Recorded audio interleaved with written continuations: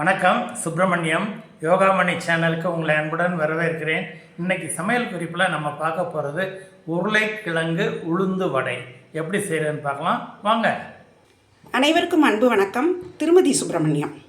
இன்றைக்கி எப்போவும் செய்கிற உளுந்த வடை மெதுவடை தான், கொஞ்சம் டிஃப்ரெண்ட்டாக செய்ய போகிறோம்.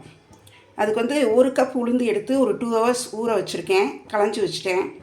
1 ஸ்பூன் பச்சரிசி, 1 ஸ்பூன் துவரம்பருப்பு எடுத்து வச்சுருக்கிறேன். இஞ்சி துருவல், ஒரு 1.5 டீஸ்பூன் கருவேப்பிலை, இதுக்கு தேவையான உப்பு, உருளைக்கிழங்கு ஒரு 3 உருளைக்கிழங்கு எடுத்து குழையாமல் வேக வச்சு வச்சுருக்கிறேன்.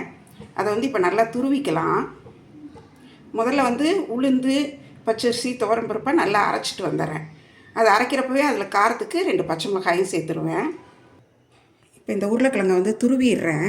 அப்படியே இதில் நல்லா பொடியாக துருவினேன்னா ரொம்ப பெசைய வேணாம், அப்படியே நல்லா துருவி அதில் சேர்த்துடலாம்.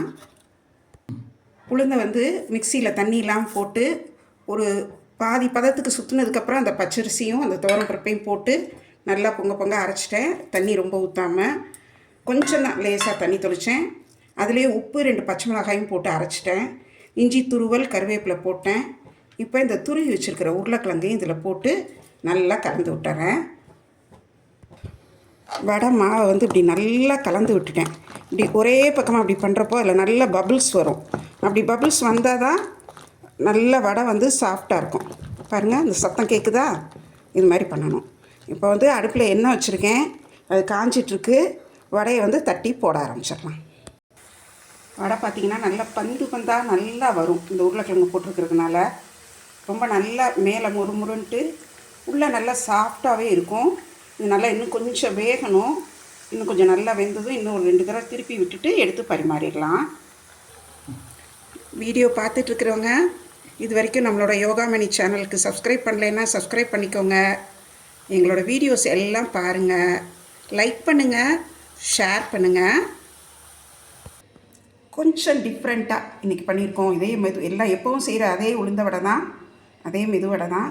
கொஞ்சம் டிஃப்ரெண்ட்டாக செஞ்சுருக்கோம். கொஞ்சம் பச்சரிசி துவரம்பருப்பு சேர்த்துருக்கோம். மாவில் உருளைக்கிழங்கு வேக வச்சு துருவி சேர்த்துருக்குறோம். டேஸ்ட் கொஞ்சம் வித்தியாசமாக இருக்கும், அவ்வளோதான்.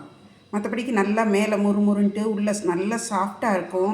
இது மாதிரி ஒரு தடவை செஞ்சு பாருங்கள், உங்களுக்கு கண்டிப்பாக பிடிக்கும். இந்த வடை செஞ்சு பார்த்துட்டு எப்படி இருந்துச்சுன்னு சொல்லுங்கள். இந்த வீடியோவை லைக் பண்ணுங்கள், ஷேர் பண்ணுங்கள், எங்கள் யோகாமணி சேனலுக்கு சப்ஸ்கிரைப் பண்ணுங்கள். நன்றி, வணக்கம்.